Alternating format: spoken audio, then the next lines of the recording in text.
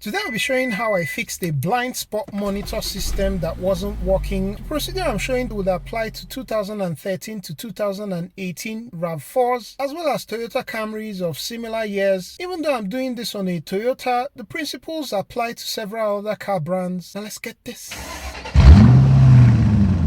If your blind spot monitor or BSM is working properly, when you turn it on, this amber warning light shouldn't be on the dash. The first thing I did was to do an all system scan, and you can see that the BSM module flagged a historic code for the steering angle sensor. Also, under the ABS, VSC and track module, the C1433 diagnostic trouble code for the steering angle sensor is also current. Now on this car, although the steering angle sensor light isn't on, this is quickly pointing to a fault in the steering angle circuit, and so to test it quickly, I go into live data under the ABS, VSC and track module. Today I'm using the X2 IP819TP, but you can use any other scanner that has access to all systems. And right here you can see that even though I'm turning the steering wheel, the steering angle has remained at 1044 degrees. This clearly points to a bad steering angle sensor, and so I'll go ahead to remove it. This part usually comes in one assembly with the clock spring, and that's behind the steering wheel. Because of the driver airbag on the steering wheel, it's best practice to disconnect the negative terminal of the battery and wait at least 3 minutes to prevent any accidental deployment of the SRS system. Now, if your Toyota steering wheel looks like this, the driver airbag is going to be held by 3 clips on the left, right, and below. The easiest to remove is the one on the right. Once you pry off this plastic around the cruise control lever, the release tab can be seen right here, and using a flat tip screwdriver, I push it back and the right side of the steering wheel airbag is free. Next, I spent upwards of 30 minutes fishing for the other 2 release tabs, the one on the left and the one at the base of the steering, all to no avail because I was using a flat tip screwdriver. Now you have to do this by feel as the holes are too small and you won't be able to see what you're trying to push at. What finally got this off in a flash was me using T40 Torx wrench. For the one on the left, it was just straight down. Once you push it down the hole, the tab gets released. With all 3 tabs released, I removed the airbag, and just to show you, this is the release tab I was talking about on the left as well as the one at the base of the steering. With the airbag out, I pry up the yellow retaining tabs for the airbag connectors and remove them. I also removed the connector for the horn. I removed the connector for the cruise control and also the connector for the steering wheel side buttons. It's time to loosen the 19mm bolt of the steering wheel, and my Ryobi impact wrench makes light work of this. Before pulling out the steering wheel, it's good practice to mark its alignment with the steering wheel column, and for this I'm using a piece of tape which I eventually cut. This is just so that the steering wheel doesn't pull away the tape when it's removed. Now, I initially tried banging out the steering wheel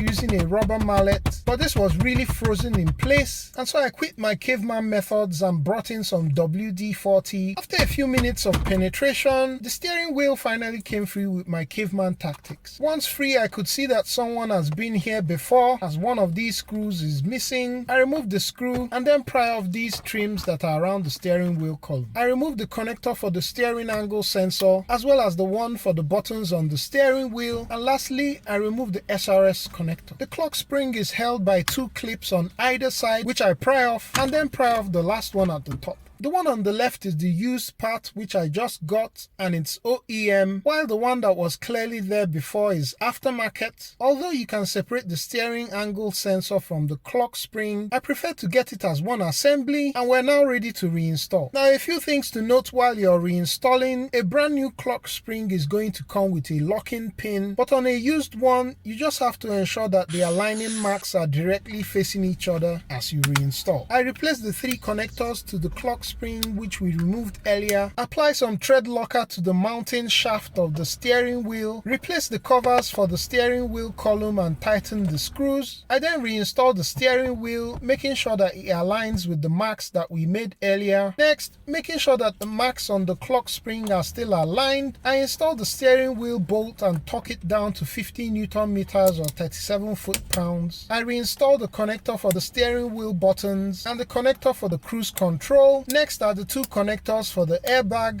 as well as the horn, and finally I push the airbag in place. Don't forget this trim piece around the cruise control lever, and with that I reconnect the battery. And now for the moment of truth, I go back into live data, and as you can see, the steering angle reading now responds as I'm turning the steering. This is exactly what it should be. And now when I turn on the BSM button, that annoying warning light is no longer on the dash. If you want to support the channel, do check out some of the links I have down in the description below. Hope this has been helpful. Do like, share, subscribe, and turn on notifications if it has, and I'll catch you on the next one. Peace.